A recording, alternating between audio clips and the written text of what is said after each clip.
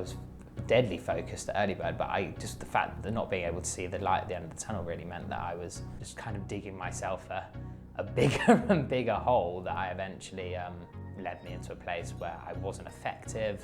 I was, like having panic attacks, not being able to go to the office, on the outside having to be, the leader of this company that has in total raised like £750,000.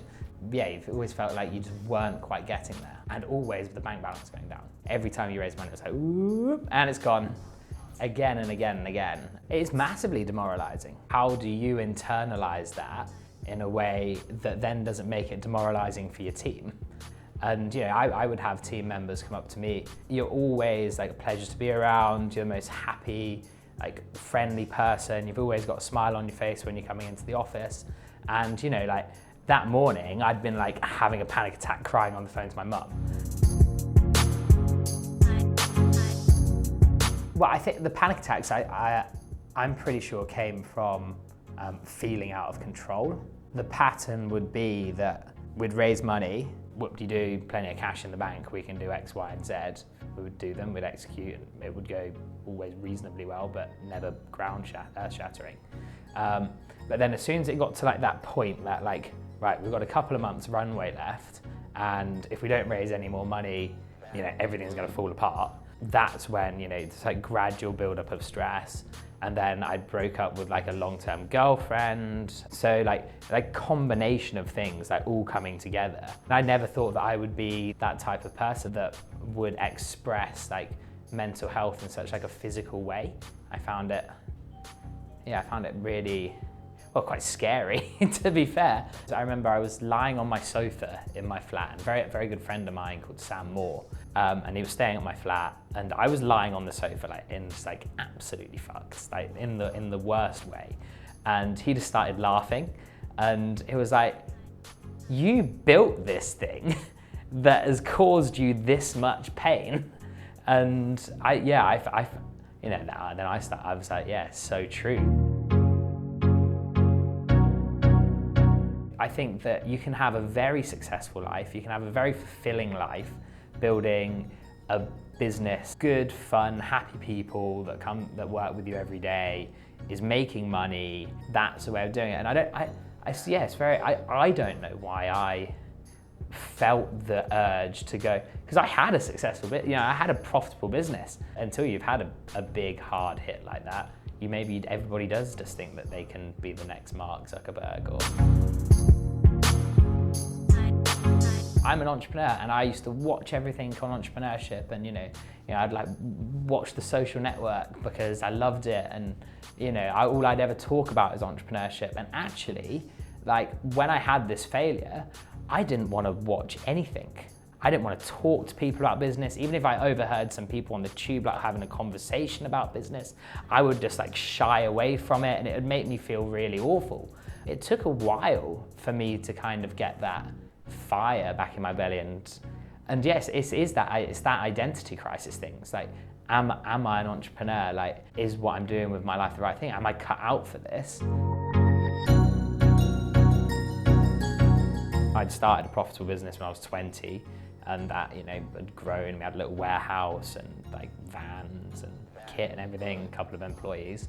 And having that from 20 to 26, 27 made me think that I was potentially a bit invincible or that anything that I touched would turn to gold. And then to fail at something that was quite big, it's an ambitious thing to do, which is great. And I learned the most amount of stuff I could ever have imagined to have learned.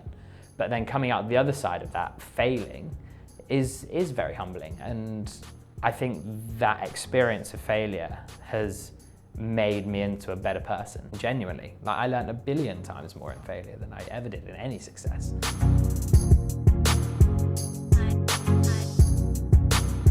That's a great question.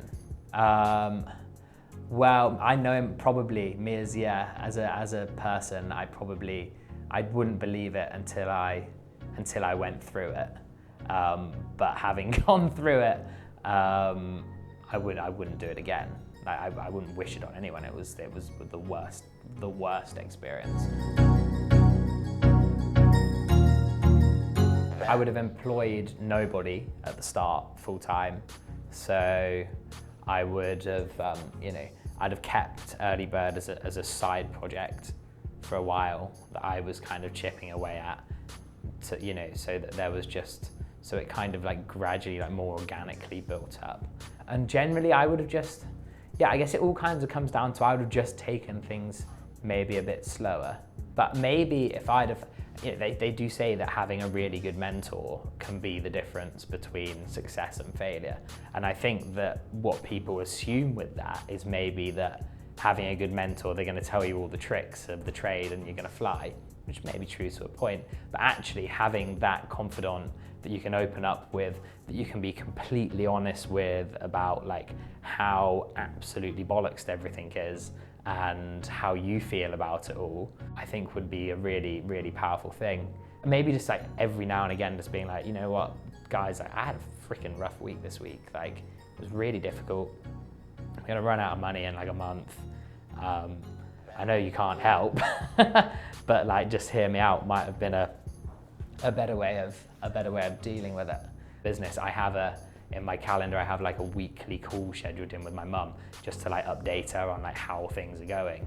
I talk to my girlfriend about it all the time. Thinking about the people that are working for you's mental health as well, I think is super, super important, and the effects that your actions can have on them. Yeah, it is definitely part of my life. It's far from a day-to-day struggle. It's like the opposite of a struggle. Like, I'm perfectly, like, I feel better now than I think I've ever felt. I guess, babe, Sanctus come up with a great analogy about mental health being like, there was like mental health gyms. I would probably be someone that was going to like the mental health gym maybe like 2 or 3 times a week, but other people might feel the need to go and do like 6 spin classes. And actually, the fact that there's a mental health gym and people are talking about it and people are doing something, is a billion times better than potentially what it was like 10 years ago, where no one was saying a word. People were really struggling. So there's definitely some progress, 100%. But I 100% think about it day to day. Like, I think about what the result of this action is going to be on me, not just now, but 12 months down the line or 3 years down the line. The only time that I don't necessarily think about it is when I go out partying till 6 in the morning. Considerably affects my mental health for a few days afterwards, but I think that's a different, that's a different ballgame.